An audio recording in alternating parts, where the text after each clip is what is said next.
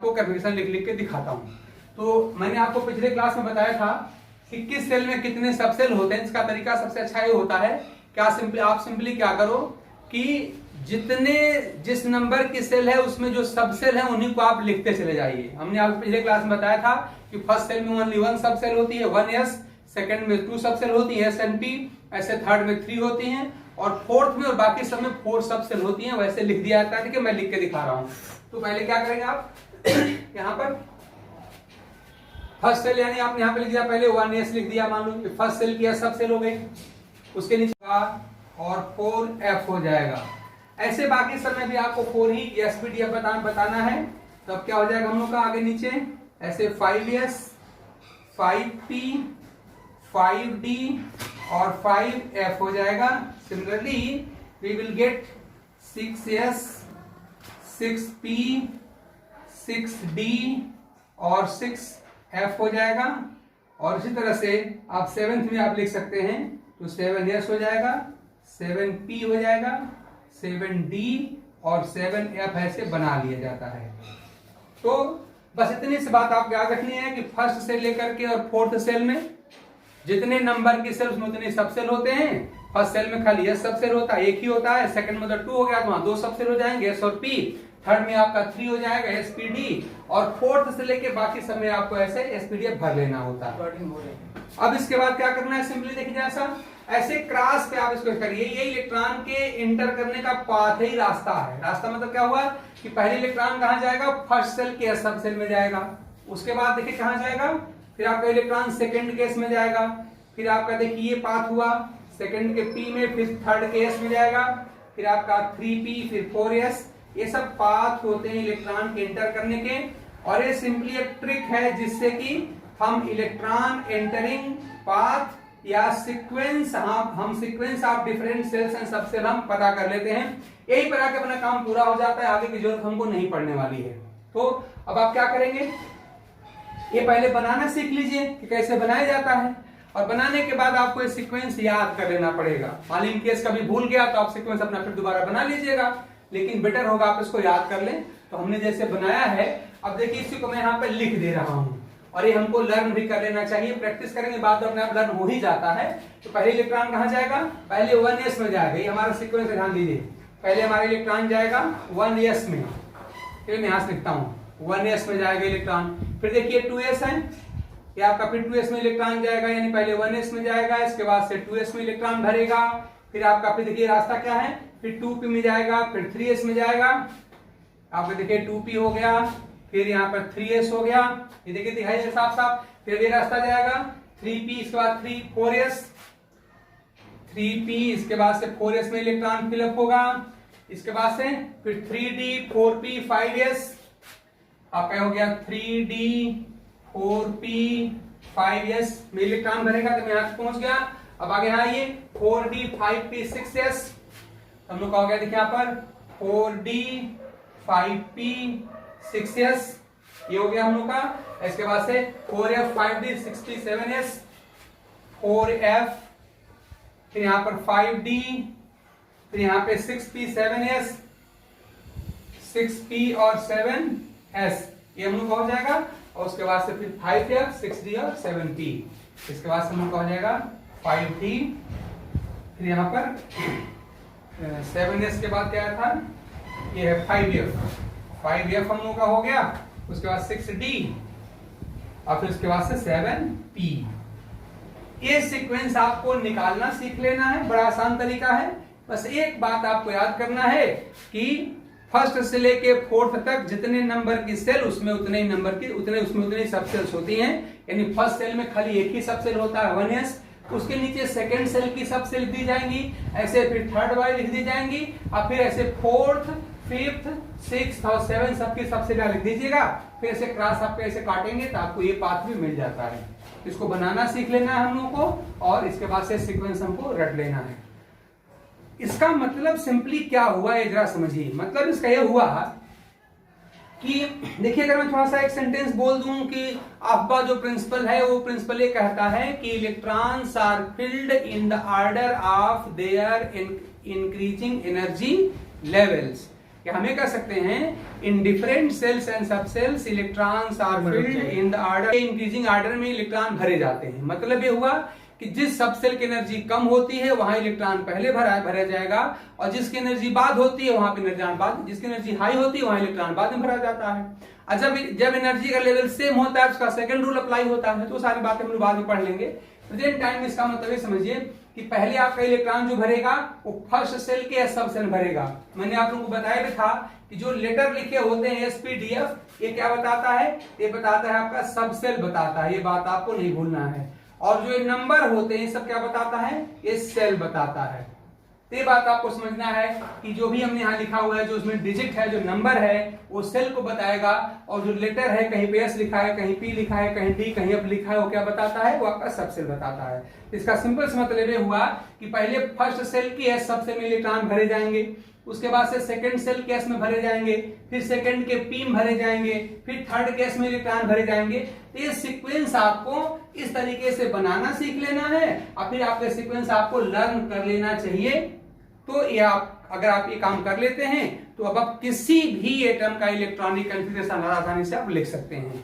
मैं उसमें से कुछ आपको लिख के दिखा रहा हूं, आप इसकी प्रैक्टिस करेंगे ढंग से, और उसके बाद से इसमें कुछ एक्सेप्शंस भी होते हैं। वो एक्सेप्शंस कैसे एक्सप्लेन होते हैं मैं आपको बाद में बताने जा रहा हूं। तो पहले मैं नॉर्मल केस आपके साथ डिस्कस कर ले रहा हूं, मैं कॉन्फ़िगरेशन लिख करके आपको दिखा रहा हूं, और उम्मीद करूंगा कि जब अगले क्लास में आप हमसे मिलेंगे तो आप कहेंगे कि पूरे पीरियोडिक टेबल में चाहे जहां से भी कहिए, मतलब एटॉमिक नंबर 1 से लेकर के और 118 तक कहीं से भी हमसे अगर कहा जाएगा तो हम इलेक्ट्रॉनिक कॉन्फ़िगरेशन लिख देंगे। यहां तक आपको सोचना चाहिए। तो मैं शुरुआत करता हूं, मैं आपको लिख के दिखा रहा हूं पहले कि कैसे लिखा जाएगा। तो मैं होप ये करूं कि आपको ये सीक्वेंस निकालने का ट्रिक पता चल गया। ट्रिक बार बार यूज नहीं करना है भाई, एक बार निकालना सीख लीजिए, उसके बाद फिर आपको उसको लर्न करने को आपको याद कर लेना चाहिए, क्योंकि बार बार अगर इसको लिखेंगे तो अनावश्यक आपका टाइम वेस्ट होता है। तो निकालने का ट्रिक आपको जरूर सीख लेना चाहिए, लेकिन बाद में आपको रख लेना चाहिए 1s 2s 2p 3s 3p 4s 3d 4s, ये सब जो लिखा हुआ है आप इसको याद कर लेंगे। वैसे याद हो भी जाता है, लिखते प्रैक्टिस करने पे याद हो जाता है। तो चलिए हम आपको लिख के दिखा रहे हैं कि कॉन्फ़िगरेशन हम कैसे लिखते हैं। कॉन्फ़िगरेशन के पहले मैं आपसे पूछ लूं कि बताइए कॉन्फ़िगरेशन क्या होता है? What do you mean by the term electronic configuration? तो आप सब लोग जानते हैं कॉन्फ़िगरेशन का सिंपल सा मतलब होता है mode and pattern of distribution of electrons in different sales, subcells and orbitals.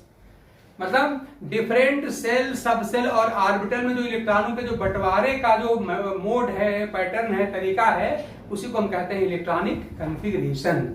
अब मैंने 3 वर्ड इसमें यूज किया है, एक मैंने सेल वर्ड यूज किया है, दूसरा सब सेल यूज किया है, तीसरा ऑर्बिटल यूज किया है।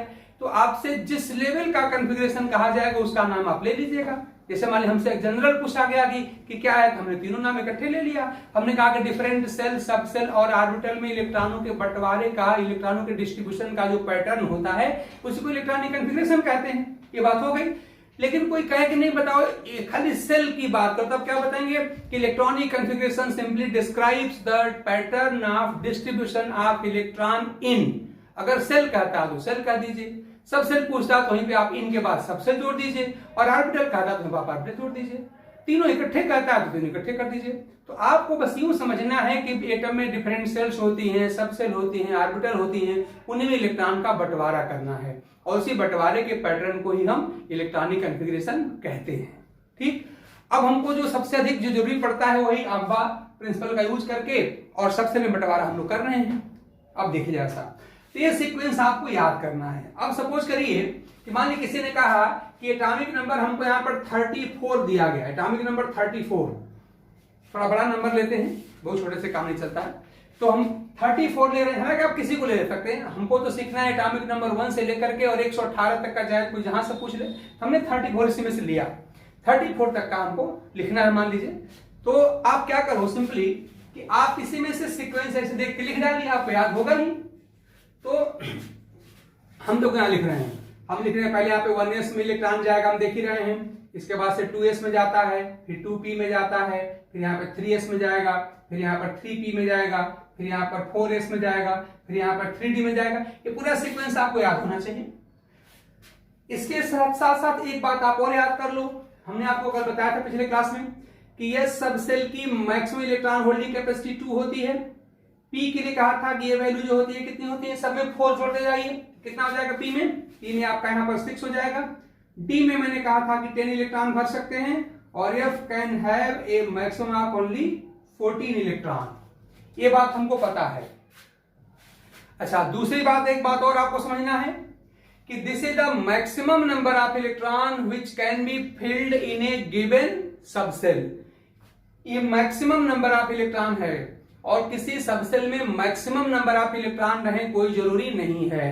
मैक्सिमम का सिंपल सा मतलब है कि इससे अधिक इलेक्ट्रॉन नहीं हो सकते, मतलब एस में number of electron more than 2 नहीं हो सकता, मैक्सिमम 2 होगा या उससे कम हो सकता है। ऐसे P can never have more than 6 electron, इसका मतलब यही होता है कि P में नंबर ऑफ इलेक्ट्रॉन 6 से अधिक नहीं हो सकते, लेकिन ध्यान देना 6 से कम होने पे कोई रोक नहीं है, ठीक है ना। इस मान लीजिए मैं कहूं आपसे कि मेरी मैक्सिमम स्पीड है दौड़ने की, पैदल मान लो मैं कहता हूं मैं 8 किलोमीटर प्रति घंटे की रफ्तार से दौड़ सकता हूं, तो अगर मैं 8 किलोमीटर का नाम लूं अगर पर आवर्स का मतलब क्या हुआ कि मैं 8 से ज्यादा नहीं दौड़ सकता, लेकिन कम दौड़ने में क्या हर्ज है भाई, और धीमे धीमे चलेंगे, आराम से चलेंगे।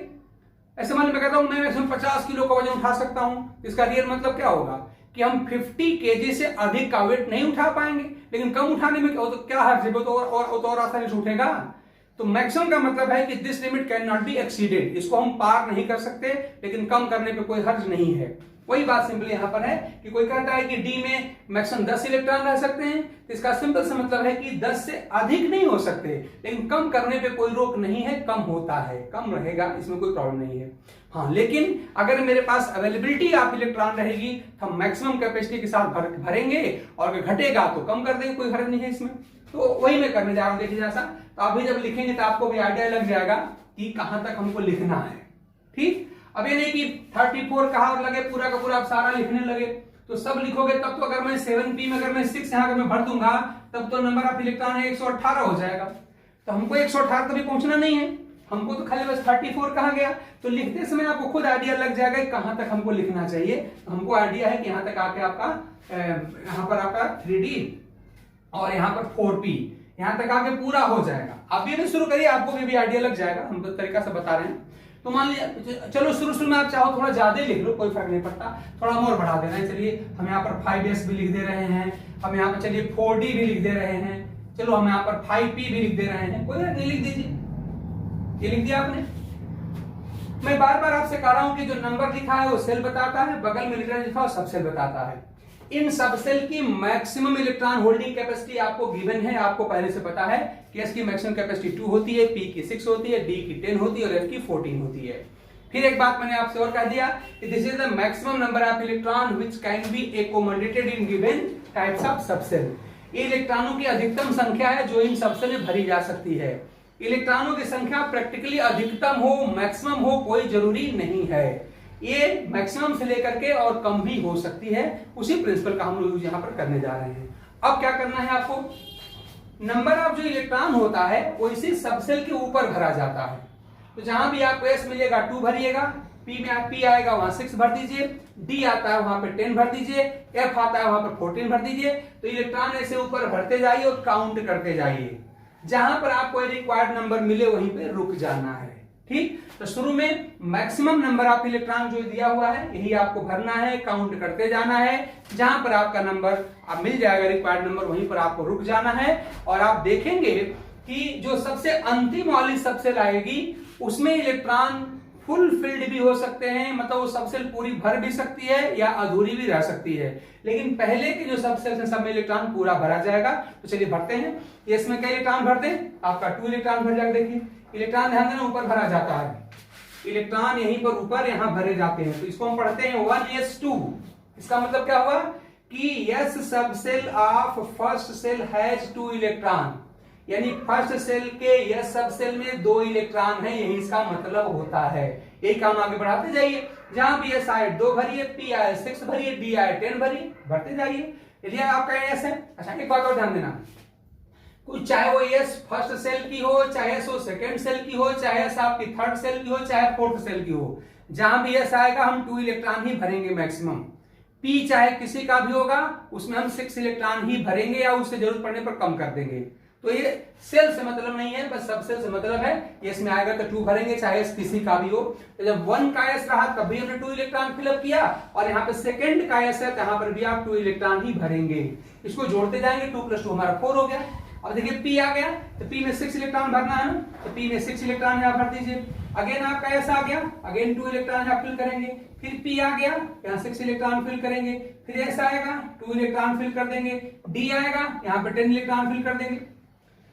तो इस तरह से इलेक्ट्रॉन फिलअप करते जाइए और ऐड करते जाइए। चलो जोड़ के देखते हैं कितना इलेक्ट्रॉन मेरा खर्च हो गया। जोड़िए, 2 + 2 4, 4 and 6 10, 10 + 2 12 + 6 18 + 2 20 और +10 30। हमने यहां तक याद रखिए 30 इलेक्ट्रॉन हमने फिलअप कर दिए हैं।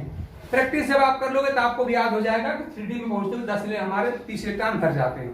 अब देखिए आपके पास कुल 34 इलेक्ट्रॉन है, तो out of 34 electron 30 already has been filled.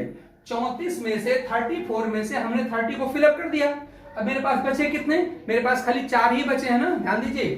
34 में से 30 को हमने फिलअप कर दिया, खाली 4 बच गए। तो अब क्या बताओ आप जरा सा, क्या मैं 4p में यहाँ पे 6 भर दूं? क्या मैं 4p में 6 भर दूं? क्योंकि यहाँ तो p में 6 लिखा है। तो ध्यान दीजिए, p में 6 की मैक्सिमम कैपेसिटी है, और मैंने कहा कि आपका सब सेल हमेशा मैक्सिमम कैपेसिटी में फुलफिल्ड हो, कोई जरूरी नहीं है। इसमें नंबर ऑफ इलेक्ट्रॉन कम भी हो सकते हैं। तो आप देखिए जरा सा, यहाँ पर 34 हमको टोटल दिया था, हमने 30 ऑलरेडी फिलअप कर दिया है। हमारे पास खाली 4 इलेक्ट्रॉन बस बचे हुए हैं। तो मैं यहाँ पर p में 6 नहीं डाल सकता, क्योंकि अगर मैं यहाँ पे 6 कर दूंगा तो 30 और +6 कितना हो जाएगा? 36 हो जाएगा। इसका मतलब ये नहीं ठीक है। हमारे पास खाली 4 इलेक्ट्रॉन्स बचे हुए हैं, हमको बस यहाँ पे 4 डालना चाहिए। और इस तरह से ये आपका इलेक्ट्रॉनिक कॉन्फ़िगरेशन कंप्लीट हो गया। ठीक है ना? तो आप देख रहे हैं कि जो लास्ट वाली सब सेल है उसमें इलेक्ट्रॉन फुलफिल्ड हो, कोई जरूरी नहीं है। जैसे मान लिया यही नंबर अगर 36 होता तब तो मेरा यहाँ पर p में 6 हो जाता, तब ये फुलफिल्ड हो जाता। लेकिन अगर आपने 36 नहीं 34 किया है तो आपका फुलफिल्ड नहीं हुआ। यानी कि अंतिम वाली जो सेल की सब सेल है, अंतिम वाली जो लास्ट वाली सब सेल है, वो फिल्ड हो भी सकती है और फिल्ड नहीं भी हो सकती है। वो फुल फिल्ड हो सकती है, पूरी भर भी सकती है और नहीं भर सकती है। लेकिन जो अंदर वाले हैं वो बाकी सब के सब पूरे के पूरे भरे हुए हैं, ये आपको दिख रहा है। तो आई होप कि आप लोगों को इसमें कोई प्रॉब्लम नहीं हो रही होगी। ठीक है? अब देखो इसको पढ़ते कैसे हैं, आप लोग जानते ही हैं कैसे पढ़ते हैं। इसको पढ़ते हैं 1s2 2s2 2p6 3s2 3p6 4s2 3d10 4p6। अब इसका हमें कोई मतलब इससे हमारा नहीं है, ये हमने एक्स्ट्रा लिखा हुआ था। ठीक, तो इस तरह से हम लोग किसी का इलेक्ट्रॉनिक कन्फिग्रेशन यहाँ पे लिख सकते हैं। हाँ देखिए, जब आप प्रैक्टिस आप कर लेंगे, अच्छी आपकी प्रैक्टिस हो जाएगी। मान लीजिए अगर हमको लिखना होता है इसको, तो मैं क्या करता है, इसको देखिए ध्यान दीजिए साहब, तो आप ऐसे करोगे, आप भी करने लगोगे, आपको होता आता भी हो। तो बस क्या करेंगे, हम बस सीक्वेंस लिखते जाएंगे, इलेक्ट्रॉन भरते जाएंगे, और एक आइडिया रहती है, हमको आइडिया मिल जाती है, आपको भी लिखेंगे मिल जाएगी कि कहां तक इलेक्ट्रॉन भरेंगे, कितना नंबर यहाँ पर आता है। ठीक, हाँ एक बात थोड़ा मैं और कर दूं आपको कि आपके बुक्स में जो कॉन्फ़िगरेशन लिखा होगा तो उसमें देखना 3s 3p या फिर यहाँ पे 3d लिखा होगा। 3s के बाद 3p और 3p के बाद 3d लिखा होगा आपकी बुक्स में। तो वो सिर्फ इसलिए लिखा हुआ है ताकि सारे सब सेल, किसी एक सेल के सारे सब सेल एक साथ आ जाएं, इसलिए लिखा गया है। अदरवाइज अगर आप रूल फॉलो करेंगे तो 4s में इलेक्ट्रॉन 3d से पहले भरा जाता है। हमने स्ट्रिक्ट रूल फॉलो करके लिखा है, तो आप इसको गलत मत समझिएगा। जो हमने लिखा है यही ठीक लिखा है, यही सही है, यही अकॉर्डिंग टू अहबा प्रिंसिपल है। और आपके बुक्स में जो लिखा हुआ है वो सिंपली एक सीक्वेंस मेंटेन करने के लिए लिखा हुआ है कि थर्ड सेल के सारे सब सेल एक से एक जगह लिख दिए जाएं, फोर्थ के सारे सेल सब सेल एक जगह लिख दिए जाएं। ऐसा करने के लिए वहां पे किया गया है। अदरवाइज रूल की कोई बात करेगा तो जो हमने लिखा यही ठीक है। आप अपने बुक को देख ऐसा मत समझना कि मैंने आपको गलत पढ़ा दिया है, नहीं, बिल्कुल हमने जो लिखा है यही आपका प्रिंसिपल कहता है, यही रूल कहता है। और आपके बुक्स में जो है वो सिंपली सीक्वेंस को कंटिन्यूटी बनाने के लिए ऐसा लिखा गया है। तो लिखने का तरीका भले ही एक हो सकता है, लिख लीजिए कोई बात नहीं, लेकिन ये बात आप स्पेशली याद रखिएगा कि 4s में इलेक्ट्रॉन 3d के पहले भरे जाते हैं। और आगे इसके ढेर सारे यूजेज एंड एप्लीकेशन मिलेंगे, देखेंगे। तो मैंने इसलिए बताया कि आप ये मत समझ लेना कि नहीं बुक में तो लिखा है, टीचर कुछ और ही पढ़ा रहा है। तो मैंने आपका डाउट क्लियर करने के लिए मैंने ऐसा बता दिया। अब देखिए मान लो करना हो क्या करोगे आप, सिंपली मान लिया आपको सब सीक्वेंस आपको पता है, ठीक, तो इलेक्ट्रॉन भरते जाओ, गिनते जाओ। मान लो मुझे यहाँ पर सपोज करो मुझे यहाँ पर, चलो यहाँ पर मुझे 40 भरना है, तो मैं क्या करूँ, कैसे लिखा जाएगा, मान लो 40 करना है ना, एक तरीका है, शुरू में आप यही करेंगे, पहले आप सीक्वेंस ऐसा अपना बना लेंगे और इलेक्ट्रॉन भरते चले जाएंगे। चलो एक बार और हम फिर वही रिपीट कर ले रहे हैं। तो पहले सीक्वेंस हमारा होता है 1s, फिर होता है 2s, फिर होता है 2p, फिर 3s होता है, फिर 3p होता है, फिर 4s, देन कम्स 3d, इसके बाद होता है हमारा 4p, फिर होता है 5s, ये सब लिखा हुआ है, फिर हमारा होता है 4d, फिर होता है 5p। देखिए हमारे पास पूरा सीक्वेंस है, तो इसे कुछ आप एक्स्ट्रा चाहे लिख लो। प्रोसेस आपका बिल्कुल सेम होगा कि बस जहां s आएगा 2 इलेक्ट्रॉन भरेंगे, p आएगा वहां 6 भरेंगे, d आएगा 10 भरेंगे, f आएगा 14 भरेंगे और जोड़ते जाएंगे। जहां पर हमारा 40 हो जाएगा वहीं पर हम रुक जाएंगे। हमको 40 दिया गया, चलिए हम जोड़ते हैं। तो यहाँ पर हो गया s हो गया तो 2 हो गया, यहाँ s में हमारा 2 हो गया, यहाँ p में 6 भर दिया जाएगा, यहाँ s में अगेन 2 भरा जाएगा, p आएगा अगेन 6 भर दिया जाएगा, फिर s आएगा 2 भर दिया जाएगा, d में हम सब लोग जानते हैं 10 इलेक्ट्रॉन भरे जाते हैं, यहाँ पे 10 हमने भर दिया, p में हमने 6 फिलअप कर दिया, s आया हमने फिर 2 कर दिया, ऐसे करते आप चले जाइए। अब जोड़ के देखो, हमने भी जोड़ के आपको दिखा देंगे, यहाँ तक आपका 30 पूरा होता है। चलो 30 पूरा हो गया, तो 30 और यहाँ पर 6 कितना हो गया, 36 हो गया ना, और यहाँ पर 2 38 हो गया, यानी यहां तक आते आते हमारा 38 हो चुका है। तो जब यहां पर 5s में 2 भरने के बाद जब मेरा 38 हो गया है, तो क्या मैं 4d में 10 इलेक्ट्रॉन भर दूं? ध्यान देना बेटा, 4d में अब आप 10 इलेक्ट्रॉन नहीं डाल सकते, क्योंकि आउट ऑफ 40 में से आपके 38 इलेक्ट्रॉन पहले ही फिल किए जा चुके हैं। You are having only 2 more electron, आपके पास खाली 2 ही इलेक्ट्रॉन और बचे हुए हैं। तो आप इन 2 इलेक्ट्रॉनों को यहां पर डाल के और अपना कॉन्फ़िगरेशन कंप्लीट कर दीजिए। अभी नहीं किया आप तो सर तो कहते डी में 10 इलेक्ट्रॉन भरा जाएगा, तो सर ने भी तो कहा है भैया कि डी में 10 इलेक्ट्रॉन ये मैक्सिमम नंबर है, ये मैक्सिमम नंबर है, उससे कम भी करने में कोई रोक नहीं है। हाँ 10 से 11 नहीं कर सकते, लेकिन 10 से 9, 8, 7, 5, 6 कुछ भी कर सकते हो। तो वही जब हमारे पास इलेक्ट्रॉन है नहीं तो हम कहां से भरेंगे। तो याद रखिए अंतिम वाली सब सेल आपकी कंप्लीटली फिल्ड हो भी सकती है और इनकम्प्लीटली फिल्ड भी हो सकती है, जो आपके एग्जांपल्स में दिखाई दे रहे हैं। तो इस तरह से आप किसी का इलेक्ट्रॉनिक कॉन्फ़िगरेशन आसानी से लिख लेंगे। तो अगर आप लोगों को मेरी बात समझ में आ रही हो, अगर आप लोग समझ गए हो, तो हमने एक बात आपसे बहुत पहले कहा था, फिर मैं दोबारा बोल रहा हूं, अगर कुछ लोग नए आए हों तो हम इसका सबसे पहला यूज क्या करेंगे, वो यूज आप ऑलरेडी करके आए हो क्लास 10th में। याद करिए क्लास 10th में आप लोगों का पीरियोडिक टेबल नाम का एक चैप्टर था, वो आपके यहां पर भी है। अब इसमें आपने पढ़ा होगा, आपके सर ने पढ़ाया भी होगा, नहीं तो यहां तो जरूर पढ़ना पड़ेगा, तो डिटेल बहुत ढेर सारा पढ़ना है, 11 हो जा रहा है आपका। तो आपसे मैं 3 वर्ड की बात प्रेजेंट टाइम में कर रहा हूं, चलो 2 ही बात करता हूं, सेल और सबसेल।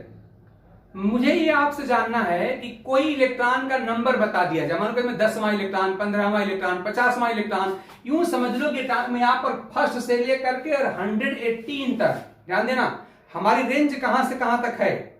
हम लोग अब चूंकि 11th क्लास में गए और आप जानते हैं कि आईआईटी और नीट का अप्रॉक्स 45 या 45 से थोड़ा अधिक की जो परसेंट आ है वो आपका क्लास 11 से आता है।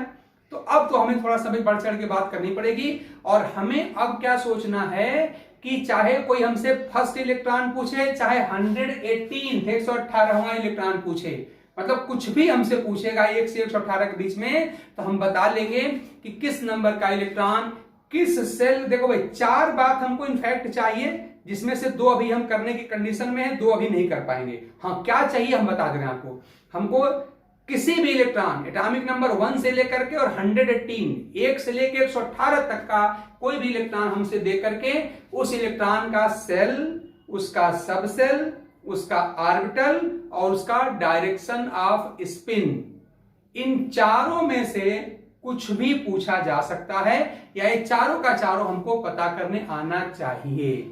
हमने आपसे कहा कि किसी भी इलेक्ट्रॉन जिसका रेंज कहां से कहां था, 1 से लेकर के 118, एटॉमिक नंबर 1 से लेकर के और 118 के बीच में किसी का भी नाम हमसे लिया जा सकता है, किसी इलेक्ट्रॉन हमारा किस सेल के किस सब सेल में है और वो किस ऑर्बिटल में है। अब प्लस आपको मैंने पिछले क्लास में बताया था कि ऑर्बिटल में इलेक्ट्रॉन स्पिन करते हैं, चक्कर लगाते हैं, उसमें से जो एक ऑर्बिटल में 2 इलेक्ट्रॉन हो सकते हैं, उसमें से एक की स्पिन जो होती है वो क्लॉकवाइज डायरेक्शन में होती है और एक की एंटी क्लॉक में होती है, तो भी हमको बताने आना चाहिए।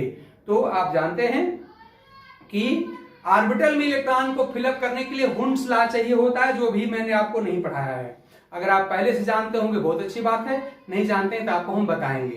प्रेजेंट टाइम में हमने जो कॉन्फ़िगरेशन आपको बताया है इसमें खाली सेल और सब सेल है, इसलिए प्रेजेंट टाइम में मैं केवल आपसे सेल और सब सेल की बात ही कर रहा हूं।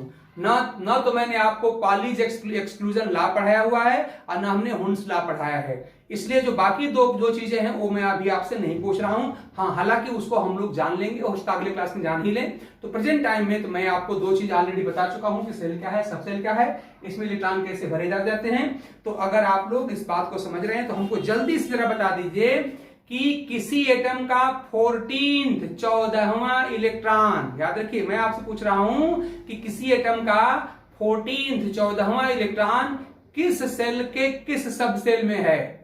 किसी भी एटम का 14 यानी 14वां इलेक्ट्रॉन किस सेल के किस सब सेल में है, तो इसको मैं करके दिखा रहा हूं। हमने हालांकि मैंने पीछे क्लास में सब बताया भी था, तो जो लोग नए जुड़े होंगे मैं फट से एक क्वेश्चन मैं करके दिखाता हूं, बाकी आप बताएंगे। तो क्या करेंगे, हमसे 14वां इलेक्ट्रॉन पूछा गया, तो बस ऐसे इलेक्ट्रॉन गिनते जाइए और जहां पे आपका 14 पड़े वहां पर रुक जाइए। तो जोड़ते हैं, चलो देखो 2 + 2 4, 4 and 6 10, 10 + 2 12 है ना, यहाँ पर हम लोग का 12 हो गया और 12 और +2 14 होगा ना बेटा। इसका मतलब कि अगर हमसे 14वां इलेक्ट्रॉन पूछ रहे हैं तो हमारा 14 इलेक्ट्रॉन यहीं पर है, ध्यान दीजिए इसी के पास है। ठीक, तो ऐसे जोड़ लीजिए 2 + 2 4, 4 and 6 10, 10 + 2 12 हो गया और 2 ही चाहिए हमको, इसका दोनों इलेक्ट्रॉन हमारे पास 3p में होंगे। तो सेल हमारा हो जाएगा 3 और सब सेल हो जाएगा p। तो कोई आपसे पूछता है कि किसी एटम का जो 14th इलेक्ट्रॉन है वो किस सेल के किस सब सेल में है, तो आपका आंसर क्या हो जाएगा, 3rd सेल के p सब सेल में है।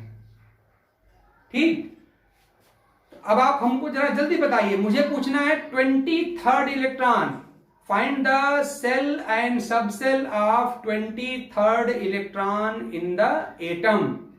किसी एटम के 23वें इलेक्ट्रॉन, 23वें इलेक्ट्रॉन का सेल और सब सेल जल्दी बताओ बेटा कोई हमको। हमने आपसे 23rd पूछा है, 23rd हमको 23rd इलेक्ट्रॉन का सेल और सब सेल आपसे जानना है। 3rd सेल डी सबसेल ना, वेरी गुड, देखो आपने बहुत अच्छा किया, ऐसे जोड़ते चले जाइए। तो 2 + 2 4, 4 and 6 10, 10 + 2 12, 12 + 6 18, 18 + 2 20 हो गया हम लोग का। यहाँ पर देखिए, यहाँ पर हम लोग का 20 हो गया, यहाँ पर 20 हो गया है और हमसे 23rd यानी 3 इलेक्ट्रॉन और डालना है, तो 3 इलेक्ट्रॉन आपका यहाँ पर चला जाएगा। वेरी गुड, 3rd आप किससे लोगे, डी आपका सब सेल हो गया, ठीक है ना। अच्छा, ऐसे ही मैं आपसे अगर पूछ लूं, थोड़ा और नंबर में बढ़ाता हूं, मुझे 50 चाहिए, 50 चाहिए, 50। तो आपके पास पूरा सीरीज है, आपके पास तो 1 से लेके 118 तक का पूरा लिस्ट है। तो थोड़ा सा अपना बढ़ाइए और जल्दी से बताइए कि हमको 50वां इलेक्ट्रॉन जानना है। 50वां इलेक्ट्रॉन किस सेल के किस सब सेल में है।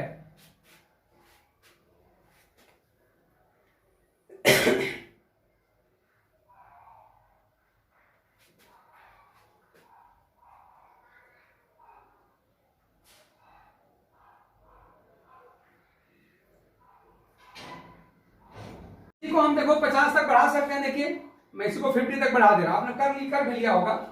तो चलिए हम लोग जोड़ लेते हैं।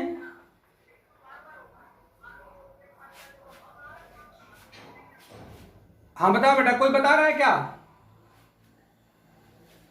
हमने आपसे 50वां पूछा है, 50th इलेक्ट्रॉन का कौन सा सेल कौन सा सब सेल है, आपसे मैंने पूछा है।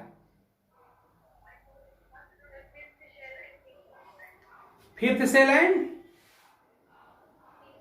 पी सब सेल, हाँ बिल्कुल ठीक है। देखिए यहां तक हम लोग का कितना हो गया था, 38 हो गया। अब इसमें आपका 4d यानी 10 यहां पर पड़ जाएगा, यहां पर हम लोग का 48 हो जाएगा। और देखिए 4d के बाद कौन आता है, आपके पास सीक्वेंस से दिखे जा सकता है। 4d के बाद 5p आता है, देखिए आपका 5p हो गया और 5p में आपका 2 चला जाएगा। तो इस तरह से आपका जो 50th इलेक्ट्रॉन, जो 50वां इलेक्ट्रॉन है, साफ साफ दिखाई दे रहा है कि 5th सेल के p सब सेल में है। ठीक, तो ऐसे ही आपको कोई नंबर लेके सोचना है, कोई नंबर, एटॉमिक नंबर 1 से लेकर के और 118 तक का आपको लेके सोचना है और एक क्वेश्चन पूछना है। अभी हालांकि हमने कहा था कि हमको 4 क्वेश्चन का आंसर चाहिए होगा। हमने कहा shell, subshell, orbital and direction of spin, हमको 4 चाहिए, लेकिन प्रेजेंट टाइम में हम चूंकि 2 बातें भी नहीं पढ़े हैं, हम 2 की केवल बात आपसे कर रहे हैं। प्रेजेंट टाइम में आपसे सेल और सबसेल केवल अभी पूछ रहा हूं, तो हमारा ख्याल है कि इसमें किसी को प्रॉब्लम होना चाहिए। शायद जल्दी से बताओ हमको मुझे ये पूछना है, मुझे देखना दो, मुझे पूछना है सल्फर, एटॉमिक नंबर 16, सल्फर कोई पूछता है कि सल्फर का लास्ट इलेक्ट्रॉन किस सेल के किस सब सेल में है। तो एक बात याद रखिए, आप लोग धीरे धीरे अपनी पीरियोडिक टेबल लर्न भी कर लीजिए। मान लो अगर बहुत ज्यादा नहीं तो कम से कम 4 पीरियड तक का तो आपको रट लेना चाहिए, 4 पीरियड तक का। और 4th पीरियड में आप जानते हैं आपका एटॉमिक नंबर 36 तक आएगा, 36। तो आप कम से कम एटॉमिक नंबर 1 से लेके और 36 तक का ऐसे पीरियड वाइज आपको रट लेना चाहिए। और हमारा ख्याल आपको याद भी होगा, क्योंकि आप लोग 10th में इसको पढ़ के आए हैं, तो हमको लग रहा है कि सबको याद भी होगा भी, लेकिन कम से कम जिनको नहीं याद है वो लोग याद जरूर कर लीजिए भाई। तो इस तरह से अगर आपको याद रहेगा तो आपको आसानी से बताने में सब आसानी रहेगी। जैसे मान लीजिए हमसे किसी ने कहा कि सल्फर का लास्ट इलेक्ट्रॉन किसमें है, तो सल्फर मतलब हमको पता हो गया एटॉमिक नंबर कौन सा है, 16। ठीक, और क्वेश्चन मान लो बताया नहीं गया तो आपको पता होना चाहिए कि सल्फर का कितना होता है। तो सल्फर का 16 होता है। हम तो 16वां इलेक्ट्रॉन को पूछ रहे हैं, तो 16वां इलेक्ट्रॉन कैसे पता करें, इसे जोड़िए, 2 + 2 4, 4 and 6 10, 10 + 2 12 और 12 और +4 हो जाएगा ना, तभी तो 16 हो जाएगा। तो 6 यहाँ पे 4 हम कर देंगे, तो आपका ये तो पता चलेगा कि 3p में आपका 16th इलेक्ट्रॉन है। तो इस तरह से नॉर्मल अफबा रूल को फॉलो करके और आप किसी भी इलेक्ट्रॉन का सेल सबसेल आसानी से बता सकते हैं। हाँ, कुछ एक्सेप्शंस होते हैं, तो उन एक्सेप्शन का जो बात है वो हम आपको अगले क्लास में बताएंगे। और जब एक्सेप्शन जब आप जान जाएंगे तो उस कंडीशन में इसकी जब अच्छी प्रैक्टिस हम कर लेंगे तो इसी का यूज करके और अपने किसी भी एटम का, किसी भी एलिमेंट का पूरे पीरियोडिक टेबल में हम इलेक्ट्रॉनिक कॉन्फ़िगरेशन भी बता पाएंगे। तो चलिए, तब तक के लिए थैंक यू, इतना प्रैक्टिस आप करिएगा। और बचा जो एक्सेप्शन पर बेस्ड जो हमारे कॉन्फ़िगरेशंस हैं और जो रूल्स उनको गवर्न करते हैं, वो सारी बात आपको अगले क्लास में हम बता देंगे। तब तक आप लोग एंजॉय करिए, पढ़िए लिखिए। Thank you.